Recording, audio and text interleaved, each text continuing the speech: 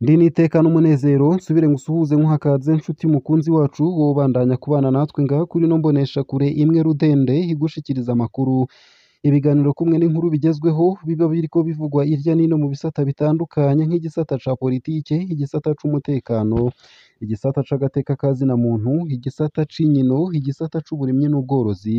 igisata c'ubutunzi igisata c'indero igisata c'imigenderanire n'ayandi makungu ndetse no mu bindi bisata bitandukanye ngaha mu gihugu c'u Burundi no hakurya y'imbibe z'igihugu cacu ciza mu yandi makungu ndaguhaye kaze ndaguhaye mwiriwe neza cange mwaramutse bivanye naho udukurikira uherereye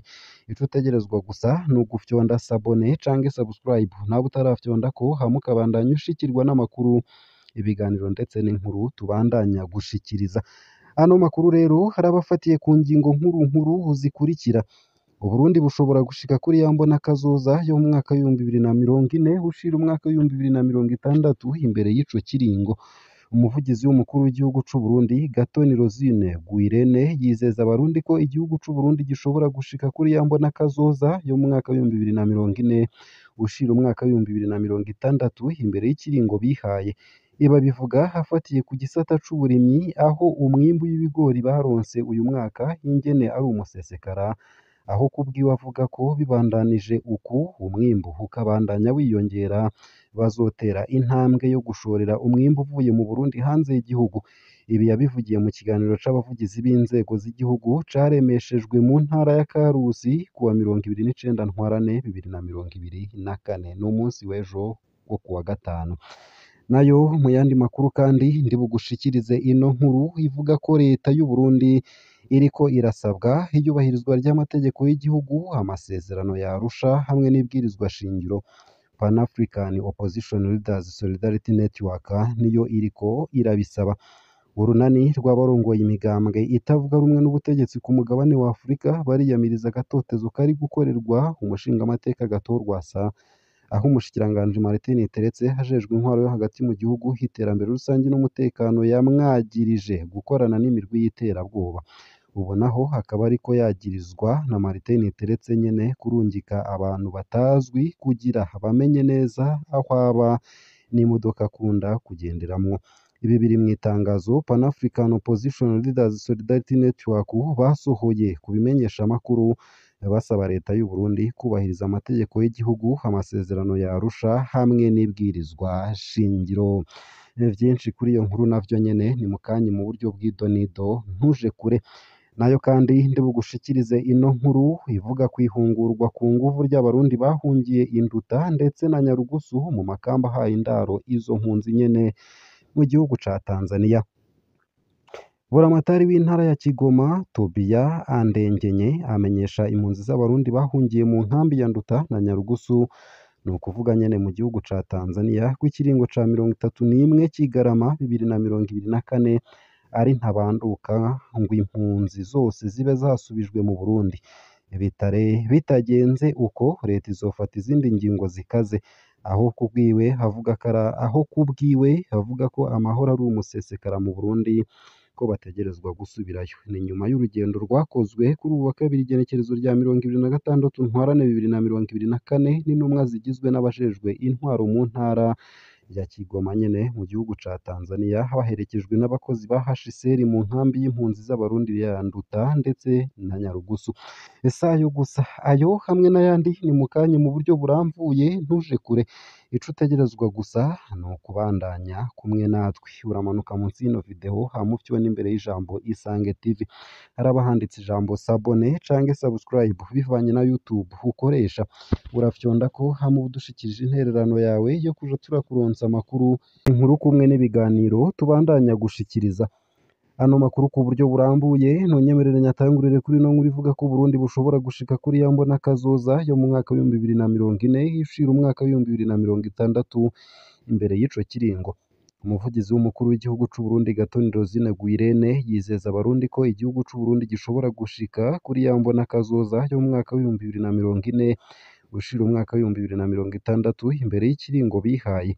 Ibi abivuga afatiye ku gisata c'uburimyi aho umwimbu w'ibigori baronse uyu mwaka ingene ari umusesekara. Kubwiwe aho anavuga ko bibandanije uku umwimbu ukabandanya wiyongera bazotera intambwe yo gushorera umwimbu uvuye mu Burundi hanze y'igihugu. Ibi yabivugiye mu kiganiro c'abavugizi b'inzego z'igihugu caremeshejwe mu ntara ya Karusi kuwa 29 Ntwarante 2024 ejo kuwa gatanu. Muri ico kiganiro Gatoni Rosine Guirene yamenyesheje ko abarundi bose bamaze guhaguruka bijukira uburimyi. N'ikimenyamenya hari uko umwimbu w'ibigori wabaye mwinshi maze leta ihava ifata ingingo yo kuwuziganya biciye mu mugambi Anagesa. Umuvugizi w'umukuru w'igihugu abajijwe n'abamenyeshamakuru nimba imbonakazoza y'umwaka w'ibihumbi 2040 ushira umwaka w'ibihumbi 2060 ishoboka, yagize ati imbonakazoza irashoboka nyene. Byaragaragaye ko abarundi muri rusange twamaze umwanya munini mu bikorwa bitavyara umwimbu, ariko uno munsi turabona ko umuzirikanyi w'abenegihugu wamaze gukanura.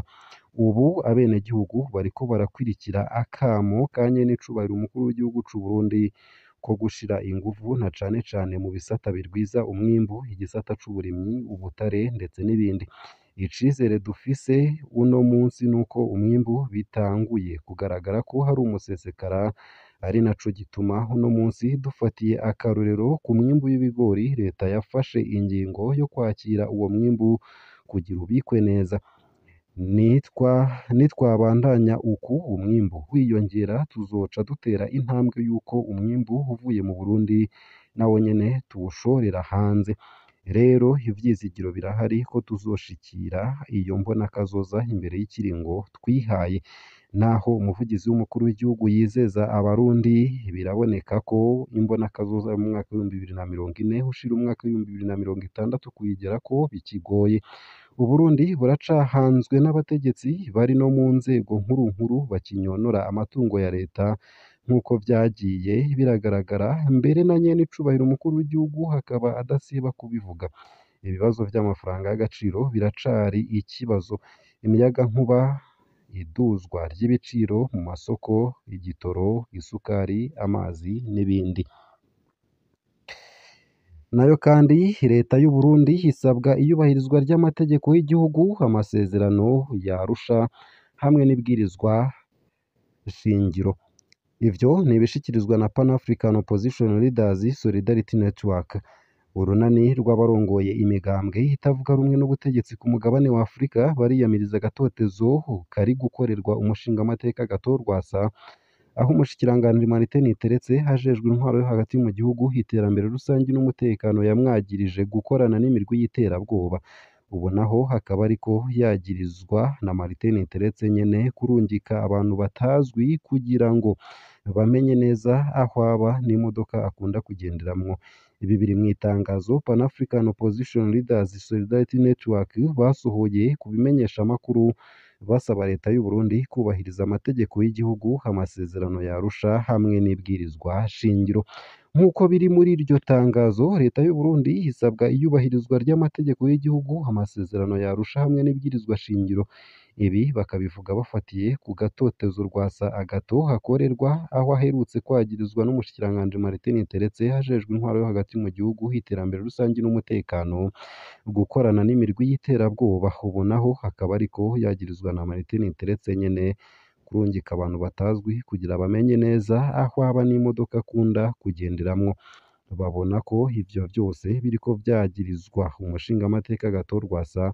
ari kugira bamwake ubwigenge bwiwe, mu gihe hari n'abanywanyi b'umugambwe CNL bapfunzwe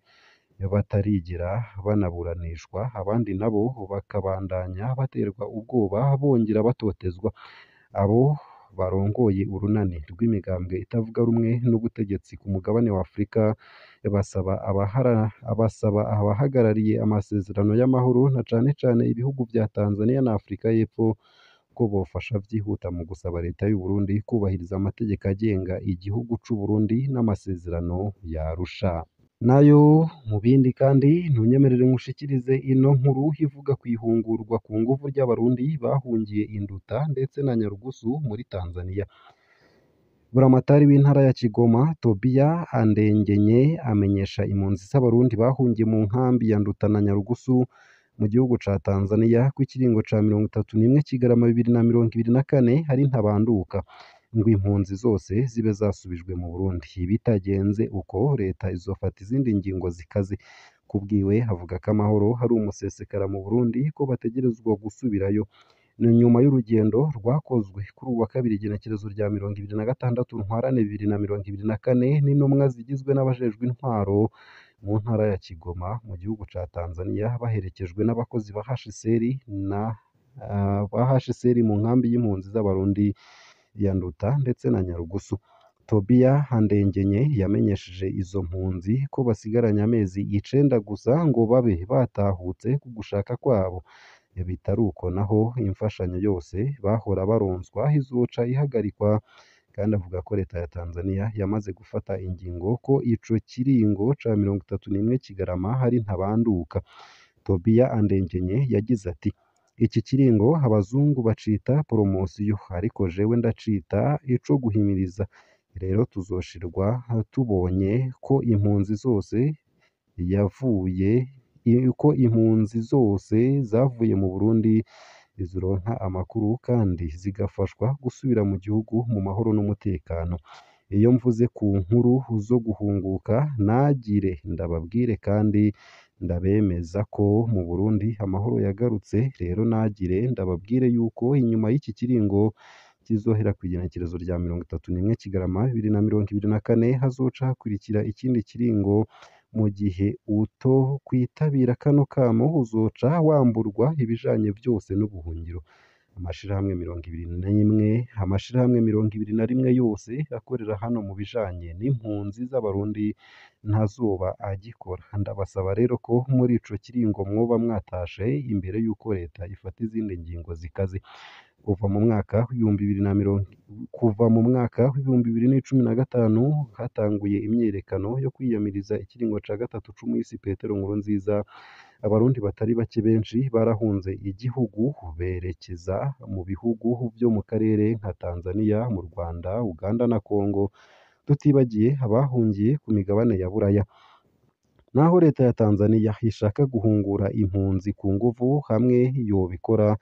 yoba ihonyanze amategeko agenga impunzi, aho avuga ko impunzi ishobora gutahukanwa ku bushake hatagahato mu gihe ivyiyumvamwo mu mutima kandi no mu gihe ibona ko umutekano wayo ukingiwe. Mu gihe uwarongoye intara ya Kigoma avuga ko amahoro ari umusesekara mu Burundi, biragoye kwemeza ko ivyo avuga ari vyo, kuko gushika uyu munsi abarundi bari mu Burundi babayeho mu mwiheburo ntangere, aho igihugu kiri mu bibazo by'ubutunzi bikomeye. Amazi meza, umuyagankuba, isukari, ibitoro, iduzwa ry'ibiciro ku bifungurwa n'ibindi, tutibagiye amafaranga mvamakungu yabaye umuzi w'ibuye. Ngaha akaba ariho nsoreje ano makuru nari naguteguriye, ariko avugwa irya nino mu gihugu c'u Burundi no hakurya y'imbibe z'igihugu c'u Burundi mu yandi makungu. Ico utegerezwa gusa ni ukumanuka munsi y'ino video hama ugafyona imbere y'ijambo Isange TV, haraba handitse ijambo sabone canke subscribe, urafyonda ko hama uba udushikirije intererano yawe yo kuja turakuronsa amakuru, ibiganiro kumwe n'inkuru tubandanya gushikiriza. Ndakwipfurije kubandanya uraruranirwa ndetse no kugira ibihe vyiza n'umunsi mwiza.